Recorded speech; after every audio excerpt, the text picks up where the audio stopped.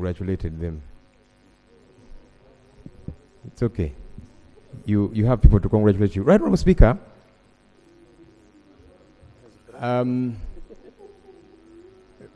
Please protect me from members who want me to congratulate them by force, Right Honorable. I certainly cannot congratulate anyone by force. Colleagues, congratulations are voluntary. Okay, so we have congratulated Honorable Joel. Who? I have congratulated. Oh, you did? And I didn't hear that, Right Honorable. You might be having issues as a leader of opposition.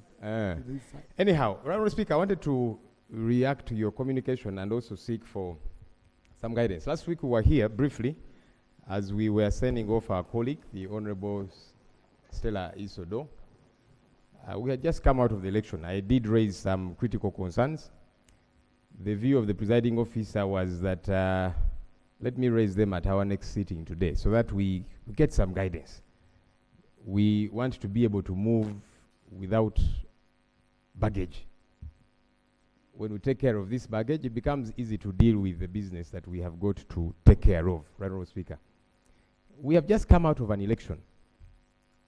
And regardless who you ask, by the way, whether it be me or colleagues on this side, whether it be colleagues on this end, whether it be bystanders, there are issues that are of critical concern that we need to address as a country.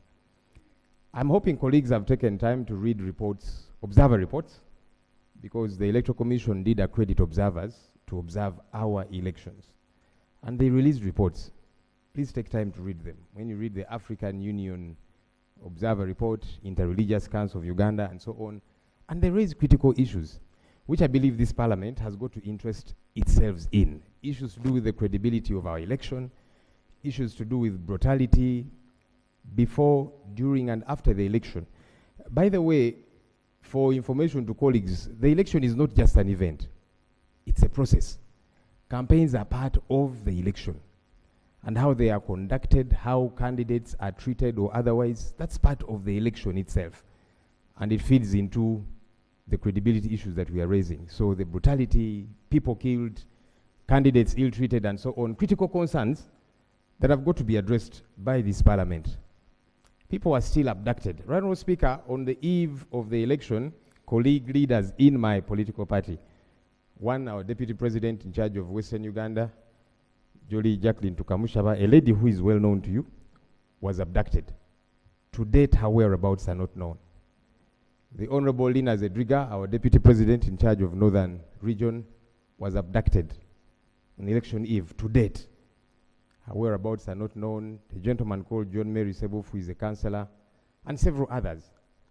You see the challenge about these issues. We keep raising them, and some colleagues say, but you are pestering us. Yes, we shall pester using this platform that we have. It is unacceptable that people get abducted and their whereabouts are not known for one day, for a week, come into 2 weeks.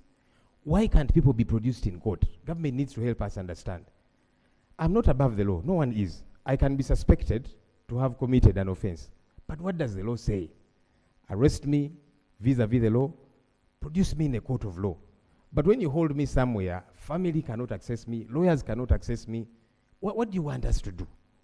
What do you want people to do? And when you complain about these issues, some people think we are being too much. Perhaps until it happens to you. And it has happened to colleagues, by the way, across the aisle. So these are critical issues. First, detach the political affiliation and whatever you think is the reason for this person's arrest. But can the law prevail? And these concerns have got to be addressed, Right Honorable Speaker. Hundreds of people arrested, polling agents, people held in police cells for more than the 48 hours that are allowable within the law. That is not proper. And when we raise these issues, let's address them as people's representatives. Forget that I am NUP or NRM, because it can happen to any of us. These foundational principles have got to be respected and fought for by all of us in this room, Right Honorable Speaker.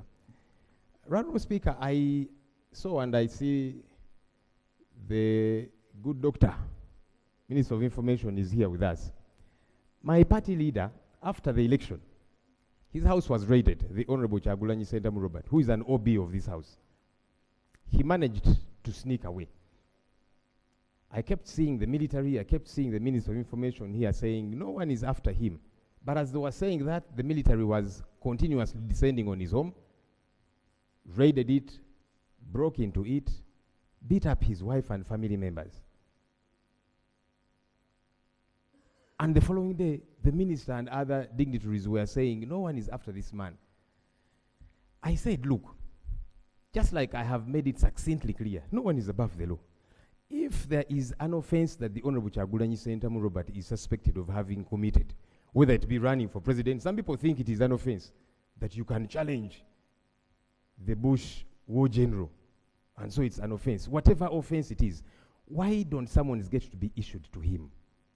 So that then he's able to show up and is charged.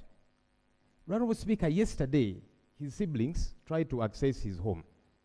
After the minister again said, no, all is well, people can access. His siblings went there yesterday. And police officers, several of them deployed there, they said, we don't have authority to allow anybody to access his place. I want to know, is it official that the Honorable Kyagulanyi Ssentamu Robert is under house arrest? And for that matter, people cannot access his family. And for that matter, it should continue this way. Because why are you not summoning him if there's a particular offense that he has committed? And again, Honorable Speaker, let's forget that this is the leader of the NUP, which you might not like. That's okay. But this is a Ugandan. This is a leader for all intents and purposes. Why is the law operating this way? And Honorable Speaker, the good minister here has got experience with the law being absquatulated. He suffered a similar fate when he was abducted. He was taken away for days on end. His family members were looking for him. Colleagues in this house spoke out on the Hansard, by the way. They said, where is Honorable Chris Baryomunsi? Government, where have you taken him and all the others? People fought for you. Yes. Until eventually, government, due to the pressure exerted by members here and elsewhere, they produced the gentleman in court. But we were saying, why were you hiding him wherever and treating him the way they were? Right, Honorable Speaker. Conclude, Lop. The final issue which I think this House has got to be addressed on. We were here a few months ago. Government came to us with a supplementary budget, as they normally do. And we are going to have several others. I normally tell the Minister of Finance, why don't you plan properly? When you keep bringing here supplementary budgets for obvious things, it is quixotic. Anyhow, they brought us supplementary and said we need to purchase these machines. I and the Hansard can really, bear me witness. I said, look, we want to purchase these machines expensively at this point in time. What has changed? In the last election, we used these machines. They failed to function. The census came around. The machines failed to function. And now government was telling us, here is the panacea to vote rigging. And it was interesting that government was conceding that they preside over a government that allows vote rigging and all of these different things. And they said, now we have a solution so that votes will not be rigged by government officials, because government is the one in charge anyway. These machines, when you see how much we spent on them, it was nearly 400 billion shillings. Part of that was to purchase the machines. Part of that was to train operators. The other was to hire people who were going to operate them. The other billions were to integrate features on the ballot paper so that when you scan it with the machine, it functions. All of that came at a cost. But alas, on election day, the machines failed to work. And we said, wait a minute, how come they have been functional? Honorable Speaker, we were here in the conference hall. The Electoral Commission officials came very excited and they presented to members of Parliament. Some of you were there. And the machines functioned. And members were happy. Of course, others were sad, saying, so if this thing functions properly, will I survive? I saw those concerns from members. But we were saying technology is a good thing in this day and era. But we got to election day and the machines failed to operate. By 11, by midday, people were not voting. And the Electoral Commission issued a statement and said, okay, let's go back to the register. I said, what happened? We need an answer because we spent billions of taxpayers' money. Is it that fake machines were procured? That means somebody has got to be held responsible. Is it that good functional machines were procured? However, they were frustrated from working. We need to know. The interesting thing, Right Honorable Speaker, 2 days ago, we were voting for the last batch of local government leaders. I saw the machines were functional.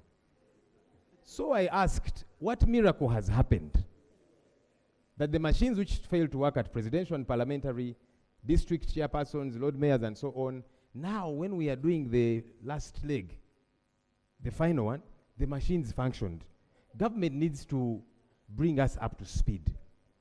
What happened? Because a loss was occasioned for the first elections. So all of a sudden they began to function. Was the problem fixed? Did we purchase new ones? Or did we say maybe for these particular elections, these last local government elections, there is no problem. The machines can work. There's not much interest. We want to know because I get the feeling that the machines were conveniently defective. Lop. As I wrap up, Right Honorable Speaker. And I thank you for being patient with me because these issues are critical, of concern not just to us here. Honorable Speaker, you're not seeing colleagues on this end. A number of them are happy I'm raising these issues. They fear to raise them, but they are happy I'm representing them now. Yes, because for you, are you not bothered that 400 billion shillings was misused? It went down the drain. Would that not build roads in your constituency? Fix hospitals? Because whenever, during the budget process, and you're going to see, members across will be standing up. My road, it has been on promise, it's been on waiting list for a long time. This money would fix those things. But now it went down the drain. Right Honorable Speaker, we need answers to these questions. I thank you.